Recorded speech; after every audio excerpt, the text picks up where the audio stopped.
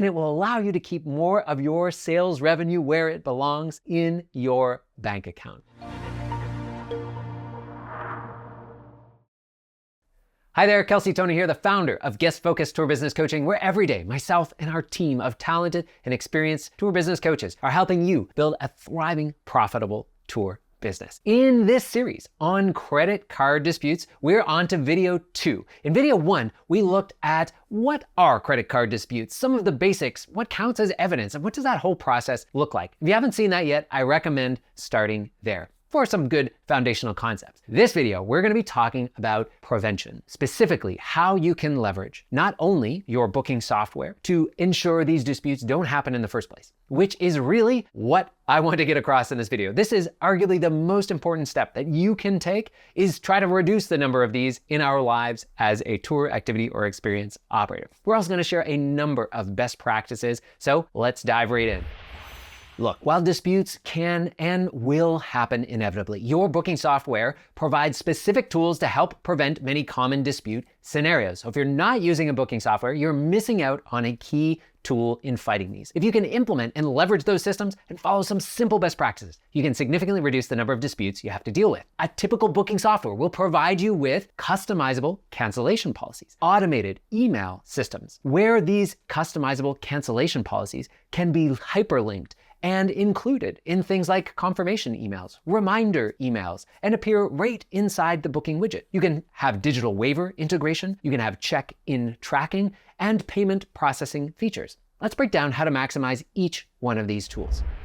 Okay, first up are cancellation policies. Remember from the first video, a lot of disputes happen because, let's face it, people didn't have a good understanding of what the cancellation policy was when they booked your tour, activity, or experience. And instead of just rushing right in and say, well, hey, that's on you, I had it in some corner of my website, we wanna make sure that the cancellation policy is clear. We wanna make sure that the cancellation policy is consistent. We wanna make sure that the cancellation policy is shown across multiple touch points of the entire booking through to the experience policy. This is our first line of defense. In most cases, your booking software is going to make this easy to set up and include inside of your booking software so that you can have, well, potentially unique policies for different individual products or experiences. It's going to allow you to easily display those or quick summaries of those checkout policies during the checkout process, which is great. We can include them in the confirmation and reminder emails automatically, and as well as even have policy acknowledgement checkmarks, which can help us when we're submitting evidence to show that, hey, someone had to physically accept the terms and conditions of our cancellation policy before getting started.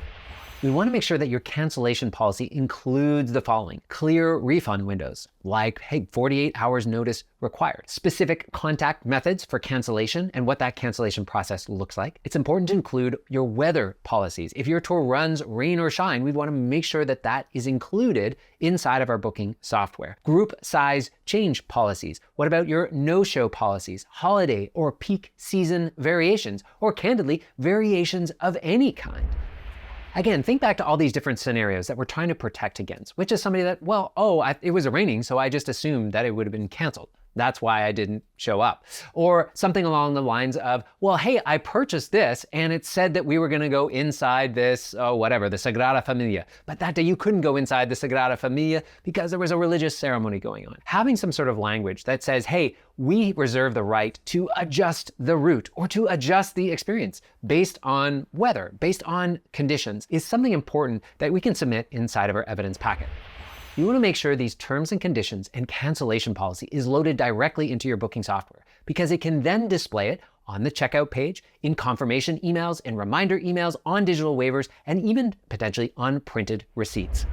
Again, if you're not using a booking software, you're missing out on this great tool that is optimized in lots of different ways. But keep in mind, the booking software, the checkout process, all of those emails is inside of your booking software. But we also need those cancellation policies to be clear, consistent on our website, and of course, on our tour sales pages. My recommendation to you is that if you do have a really dense and sort of multiple page, complicated cancellation policy, in this age of AI, I would encourage you to put the policy right into something like ChatGPT or Anthropic or Claude and ask it to communicate it in 2 or 3 bullet points or as succinctly as possible. More importantly than having some dense document that's written out with all this legalese that nobody's going to read is getting the most important points of your cancellation policy across to your customers at the time of purchase and, of course, during the reminder emails, etc. Use language that is easily understood. More importantly than some sort of legal crossing our I's and dotting our T's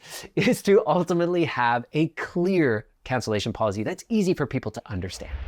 Next up is communication. Your booking platform's automated email system is crucial for preventing disputes, because if you have an email record, if we have a record of communication, that can be the first place that customers who maybe don't recognize a charge will go to. They're going to check their inbox. So most booking software will provide automated emails, including a booking confirmation. That includes a receipt and the exact charge details, a breakdown of what they ultimately purchased. It's going to list your business name as it appears on statements. It can reiterate your cancellation policy and provide contact information, which is key because we want them to contact you instead of starting a dispute with the bank. We can also have booking reminders sent 24 or 48 hours before an activity. That includes check-in instructions, weather updates, or reminders that, hey, this store is running rain or shine, gear requirements, and a cancellation deadline reminder. Of course, a post-experience email is just as important with those thank you messages, with review requests, or future booking incentives.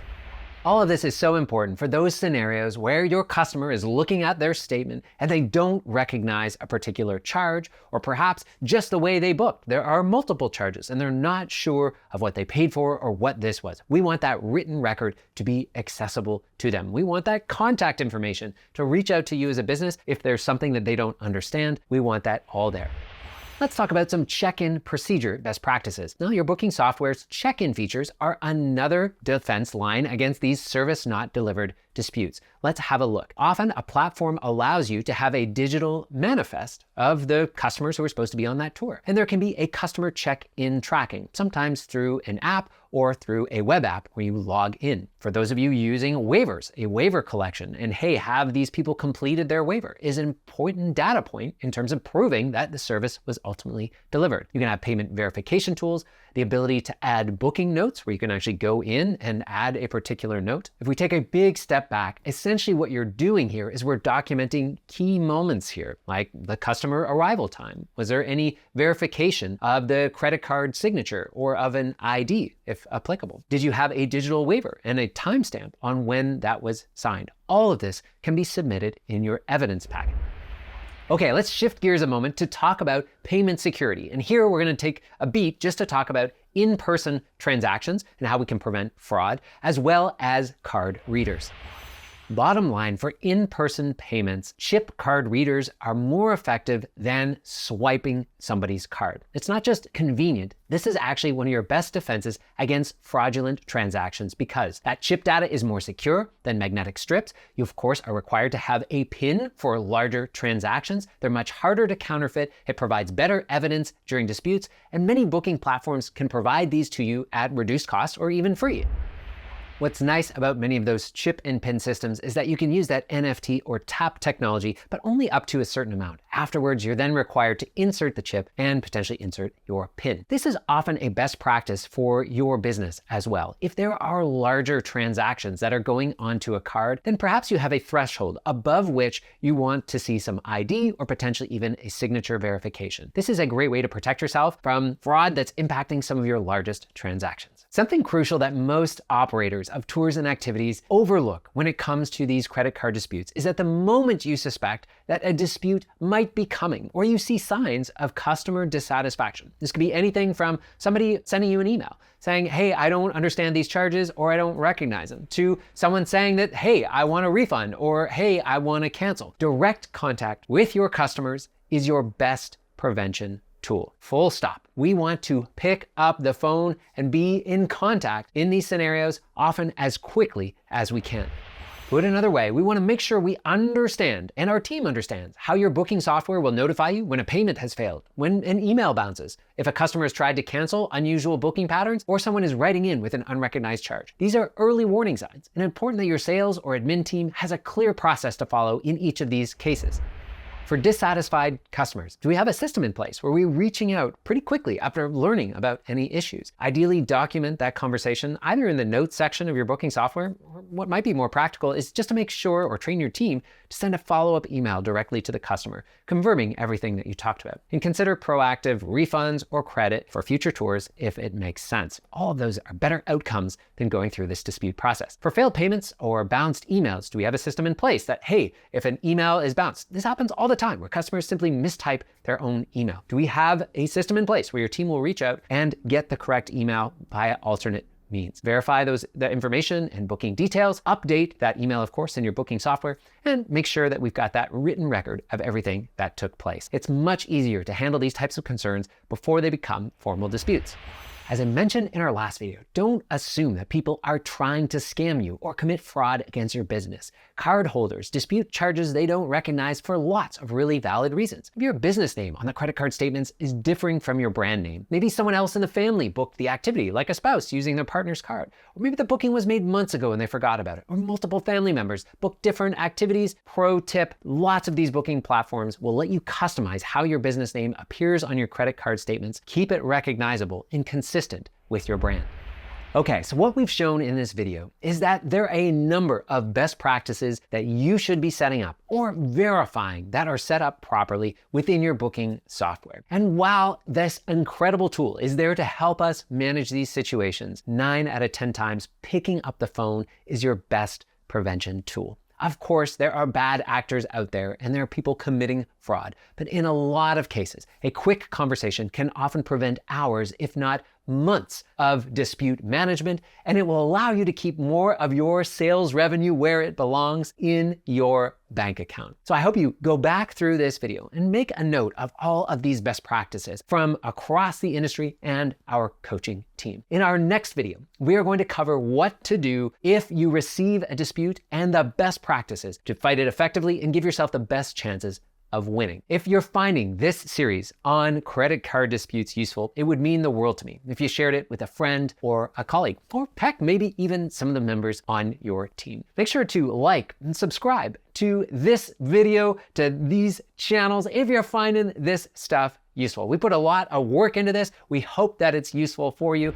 And in the comments down below, we'd love to hear some additional best practices that maybe we didn't cover or we haven't even heard about. We love when folks like yourself take the time to help other members of the community. Thank you so much for being here, and we'll see you in the next video.